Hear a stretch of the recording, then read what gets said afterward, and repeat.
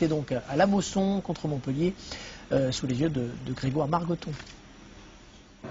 Ronaldinho contre son frère Roberto, c'était l'histoire de ce Montpellier-Paris Saint-Germain. Ronaldinho forcément titulaire, Roberto simple remplaçant. Le PSG sans Pochettino ni Arteta, légèrement blessé, et dominé ce PSG en début de rencontre.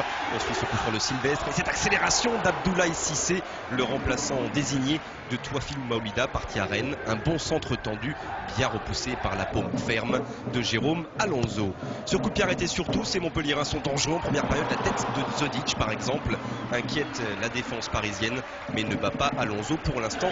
Les hommes de Fernandez n'arrivent pas à mettre en place leur jeu collectif sur une pelouse difficile. Ronaldinho multiplie les centres vers Fiorez ou bien Ogbeche, ces deux partenaires de l'attaque côté parisien aujourd'hui, mais ça ne passe pas face à une bonne défense montpelliéraine, l'une des meilleures de notre championnat, très regroupée avec beaucoup d'expérience. Encore un centre, si c'est peut en profiter, non, déjà Zodic est monté sur lui, alors on va repasser encore une fois derrière par Ronaldinho. Nouveau centre à la Beckham et tête finalement de Fabrice Fiorez, pas de danger pour Rudy Rioux.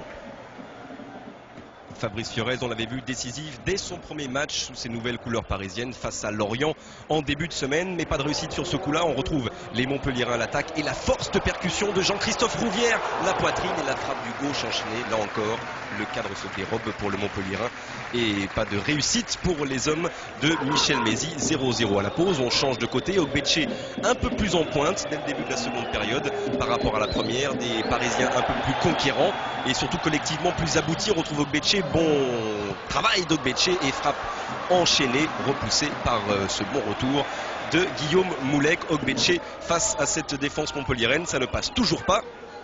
On suit les Parisiens qui s'incrustent de plus en plus dans cette seconde période et qui tentent de loin, à l'image là de Frédéric Déhu.